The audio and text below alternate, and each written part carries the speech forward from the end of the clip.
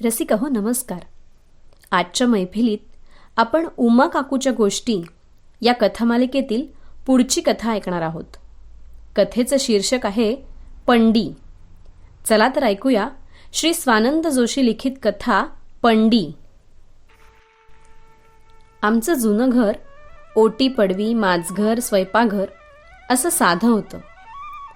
दिगू भाऊजींशी बोलून यांनी डागडुजी करून 2 खोल्या वाढवलं. जरा सोयी सुधारणा केलं. पण शेजारच्या गोठ्याची जागा बदललेली नाही. चारी बाजूंनी नारळा पोफळीचं सावट. दिगू भाऊजींनी एकदा सुचवलेलं की गोठा शेताकडे हलवूया नि मोठं घर बांधूया. पण आमची कोणाचीच तयारी नाही. गुरं डोळ्यासमोर हवीत.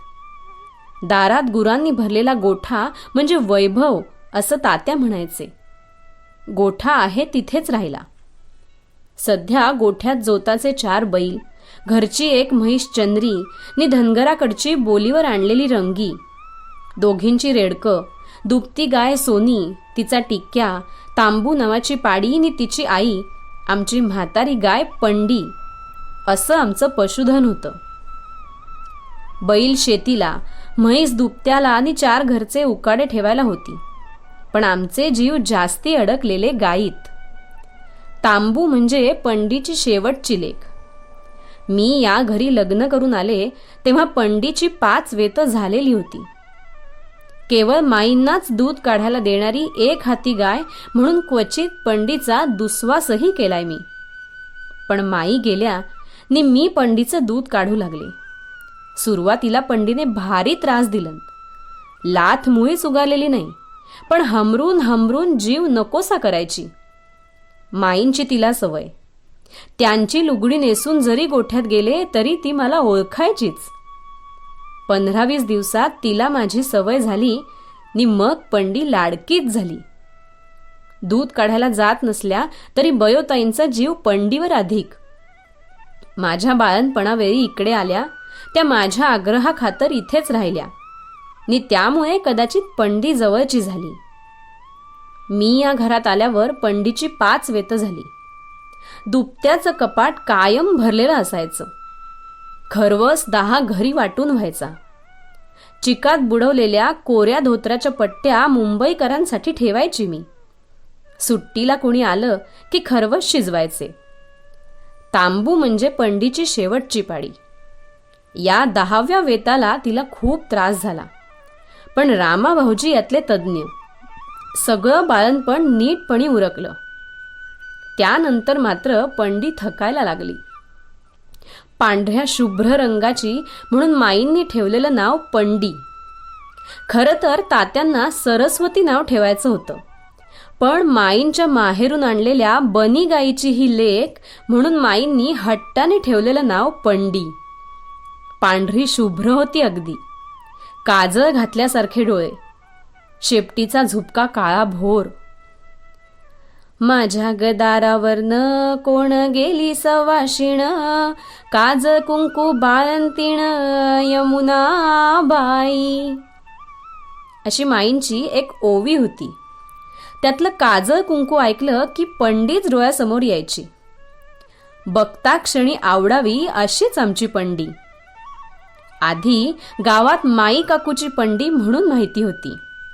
पण मग ती उमावहिनीची पंडी झाली. तिचे पाडे शेतीला उपयोगी आले. एखाद दुसरा नात्यात देऊन झाला. एकदा दिवाळीला आलेल्या असताना वंसननी हौशीने तिच्या गंगा पाडीला नेलं होतं.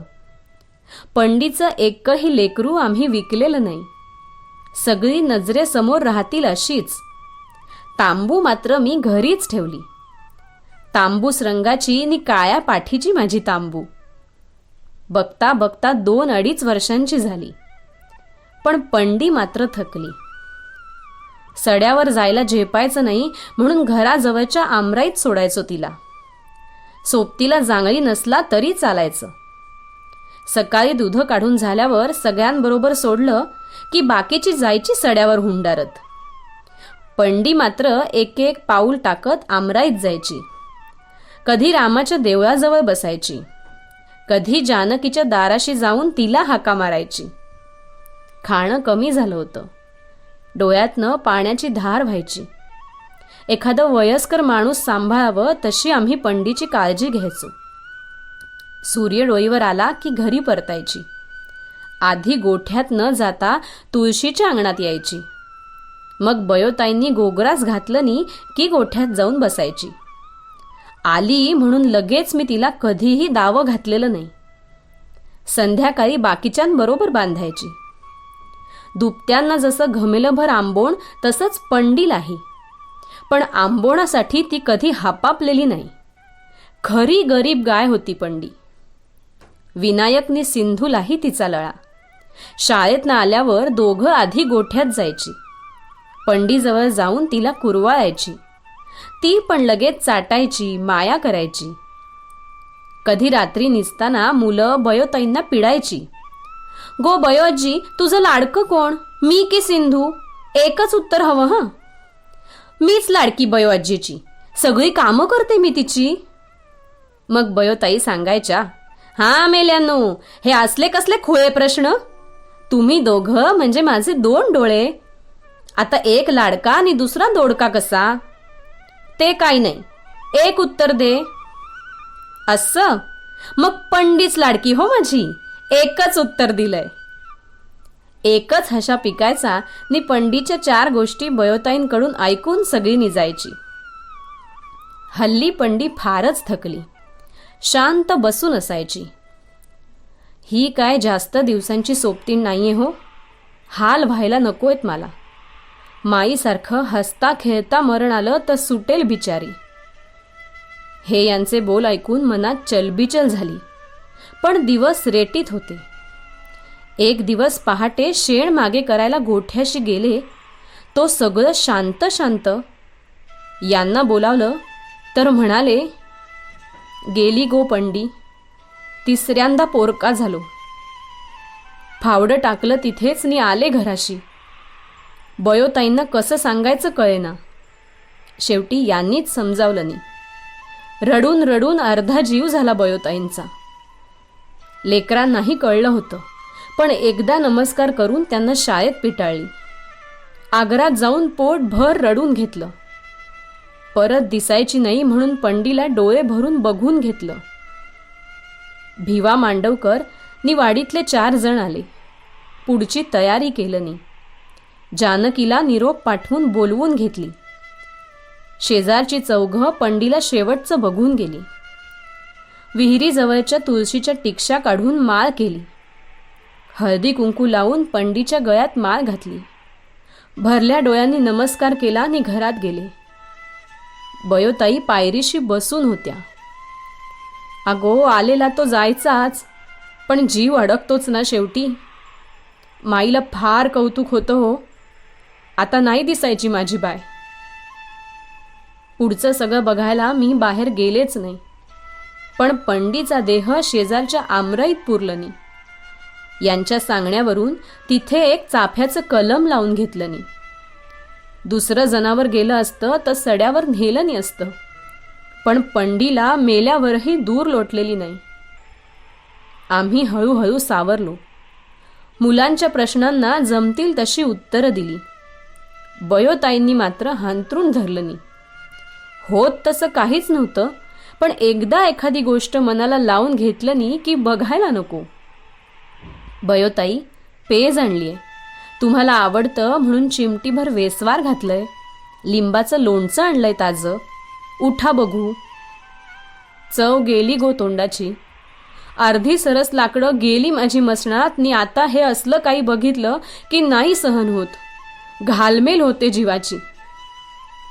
असं काय म्हणता हो?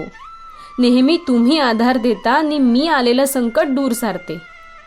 तुम्हीच असं बोलू लागलात तर मी काय करायचं? सुपाऱ्या गोळा करायचं निमित्त काढून दिवसातनं 4दा आग्रात जाते आणि रडून घेते. पुरुषांचं बरं असतं नाही.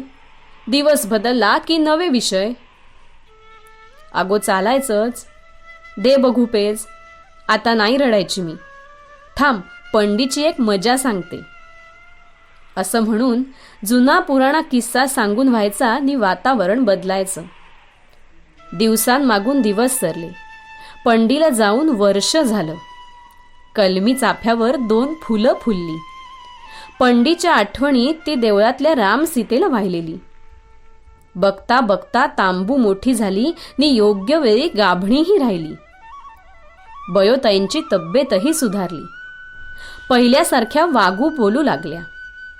यथावकाश तांबूने एका गोजीरवाण्या पाडीला जन्म दिला. तेच ते काजळ भरले डोळे, तोच तो पांढरा शुभ्र रंग. बयोताई तर म्हणाल्याही, अगो ही आयशीवर नव्हे, आजीच्या वळणावर गेली हो. पंडीच आली हो परत हिच्या रूपात. पंडी गाय गेल्यापासून भरला गोठाही भकास वाटायचा, पण ही तांबूची पंडी आली नि जुनं वैभव परत मिळालं.